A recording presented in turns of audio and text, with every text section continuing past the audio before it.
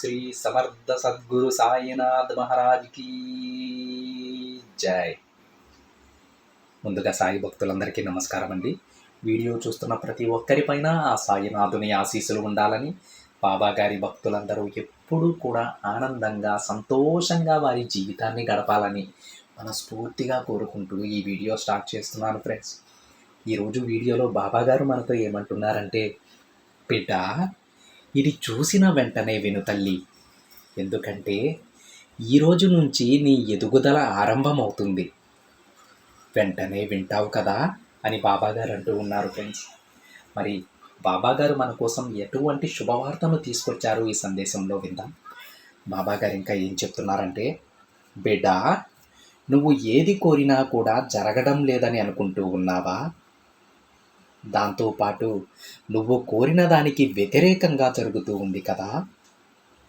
ఇక ఎప్పుడు నేను అనుకున్నది జరిగేది అని నీ మనసులో ఆలోచిస్తూ ఉన్నావు కదా తల్లి. నువ్వు ఏమాత్రం దిగులు పడాల్సిన అవసరం లేదు. ఎందుకంటే రాత్రి వెళితేనే కదా పగలు వస్తుంది, చీకటి దాటితేనే కదా వెలుగు వస్తుంది. ఇదే భగవంతుని సృష్టి. అవును బిడ్డ, మొదట వ్యతిరేకమైన ఆలోచనలు వస్తాయి, వాటిని దాటితేనే కదా అనుకూలమైన ఆలోచనలు వస్తాయి. నేను చీకటిలో ఉన్నాను అని కళ్ళు మూసుకొని కూర్చుంటే నువ్వెలా వెలుతురును చూడగలవు చెప్పు? అలానే సృష్టిలో జరిగే ప్రతి విషయానికి 1000 అర్థాలుంటాయమ్మా.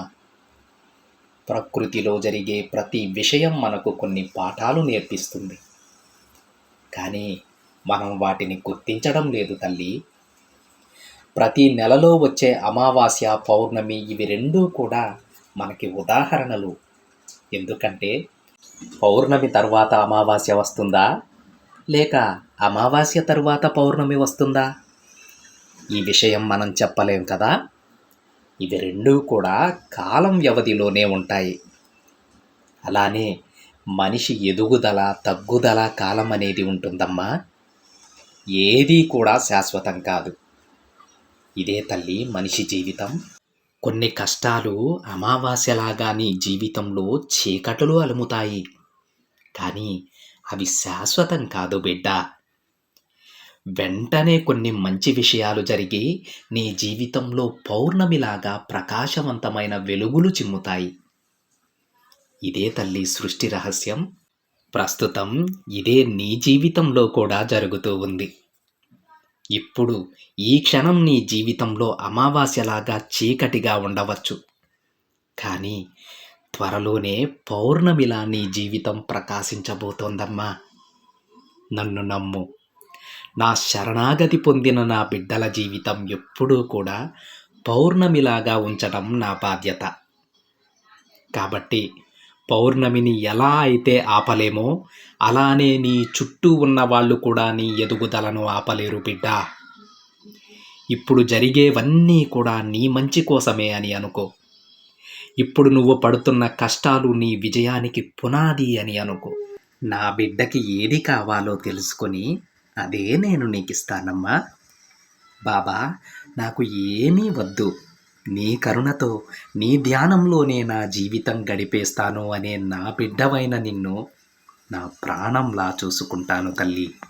నీ మనసులో ఉన్న వ్యతిరేకమైన ఆలోచనలన్నీ నేను తరిమేస్తానులే. ఇక నువ్వు నీ మీద నమ్మకంతో ఉండు బిడ్డ. నా జీవితాన్ని నేనే ఎన్నుకుంటాను, నా లక్ష్యాన్ని నేను చేరుకోగలను అనే నమ్మకంతో ఉండు. అప్పుడే నీ జీవితంలో ప్రశాంతత, విజయం వస్తాయి బిడ్డ. బాబా నేను ఎప్పుడూ కూడా మొదట అనుకూలంగానే అనుకుని అన్నీ ప్రారంభిస్తాను, కానీ నా ఏ కోరిక కూడా తీరడం లేదు తండ్రి అని నీ మనసులోకి రానివ్వకు. కొన్ని విషయాలు నీ జీవితంలో జరగలేదంటే అది నీ మంచి కోసమే అని భావించు తల్లి. మనిషి జీవితంలో హెచ్చుతగ్గులుంటాయి కదా, అది సహజమే. ఇదే నీ తగ్గుదల అని నువ్వెలా అనుకుంటావు చెప్పు? ఇప్పుడు నీ జీవితం ఎందుకిలా ఉంది అనే దానికి కాలమే సమాధానం చెప్తుంది. ఆ రోజు నీకే అర్థమవుతుంది బిడ్డ. కాబట్టి నువ్వు ఏమాత్రం అధైర్యపడకుండా నీ లక్ష్యాన్ని చేరుకోవడానికి ప్రయత్నించు. తప్పకుండా నీకు విజయం వచ్చి నువ్వు కోరుకున్న జీవితాన్ని నువ్వు అనుభవిస్తావమ్మా. ఇది నీ సాయి సత్యవాక్కు. నన్ను నమ్ము. నిన్ను జాగ్రత్తగా చూసుకోవడానికి నీ సాయిని నేనున్నాను కదా. నమ్మకంతో ఉండు. అంతా కూడా మంచే జరుగుతుందమ్మా అని బాబాగారు అంటూ ఉన్నారండి. ఈరోజు బాబాగారు ఇచ్చినటువంటి సందేశంలో ఒక సందేహం అనేది చాలామందికి ఉంటుందండి. ఆ సందేహం ఏంటంటే, బాబాగారు ఏ సందేశం ఇచ్చినా చెప్తూ ఉంటారు, నమ్మకంతో ఉండండి, నమ్మకంతో ఏ పనినైనా మొదలు పెట్టండి, తప్పకుండా జరిగే తీరుతుంది అని. కానీ కొన్ని పనులు ఎంత పాజిటివ్ ఇంప్రెషన్తో మొదలుపెట్టినా సరే దాంట్లో మనం ఫెయిల్ అవుతామండి. మరి నేను ఇంత నమ్మకంతో మొదలుపెట్టాను కదా, మరి నా చేతికి అందలేదేంటి అని చెప్పేసి చాలామందికి ఒక సందేహం ఉంటుంది. ఆ సందేహాన్ని బాబాగారు ఈ సందేశంలో ప్రతి ఒక్క బాబా బిడ్డకి కూడా చెప్తూ ఉన్నారండి. మీకు ఆ పని ఎందుకు జరగడం లేదు అంటే, ఆ పని జరగడం వల్ల మీరు భవిష్యత్తులో బాధపడతారు. అందుకే మీరు అంత నమ్మకంతో మీరు ఆ పనిని ప్రారంభించినా కానీ నేనే జరగనివ్వలేదు అని బాబాగారు చెప్తూ ఉన్నారు ఫ్రెండ్స్. ఆ ఇబ్బంది ఏంటో మీకు ఇప్పుడు అర్థం కాదండి. అది కూడా బాబాగారు చెప్పారు. నాకు దానివల్ల లాభం జరిగితేనే కదా నేను ఆ పనిని మొదలుపెట్టాను. మరి దానివల్ల నాకు నష్టం ఎందుకు జరుగుతుంది అని మీకు ఒక సందేహం రావచ్చు. కానీ అది మీకు ఈరోజు అర్థం కాదు, దానివల్ల వచ్చేటువంటి ఆ నష్టం ఏంటో.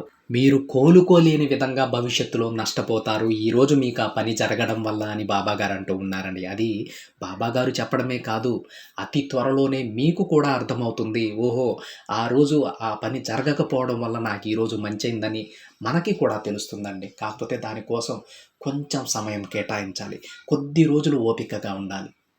అప్పుడు మీకే అర్థమవుతుంది, బాబాగారు ఏం చేసినా ఎలా చేసినా సరే అంతా మన మంచికే అని.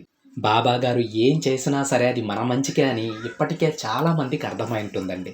అర్థం అవ్వాల్సిన వాళ్ళకి త్వరలోనే అర్థమవుతుంది. తప్పకుండా అర్థమవుతుంది ఫ్రెండ్స్. అందరూ శ్రద్ధ సబూరితో ఉండండి, నమ్మకంతో ఉండండి. బాబాగారు మీకు మంచి భవిష్యత్తును ప్రసాదిస్తారండి. ఇది ఫ్రెండ్స్ ఈరోజు బాబాగారి సందేశం. వీడియో నచ్చితే ఒక చిన్న లైక్ చేయండి ఫ్రెండ్స్. మరికొంతమంది సాయి భక్తులకి షేర్ చేయండి. మొదటిసారిగా ఛానల్ని చూస్తున్నట్లయితే సబ్స్క్రైబ్ చేసుకొని పక్కనే ఉన్న బెల్ ఐకాన్ని యాక్టివేట్ చేయండి. మరొక బాబాగారి సందేశంతో మరొక వీడియోలో కలుద్దాం. అంతవరకు ఓం సాయిరామ్.